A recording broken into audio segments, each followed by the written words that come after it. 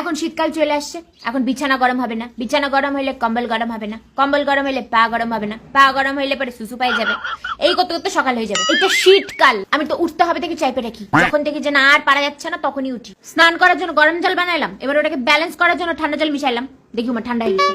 এবার আরেকটু গরম জল মিশালাম, দেখি উমা গরম হয়ে গেছে। আর একটু ঠান্ডা জল মিশালাম, দেখি ঠান্ডা হয়ে গেছে। এই সাইকেল চলতেই থাকে। ভাই ঠান্ডা আর কত নিচে নামবা?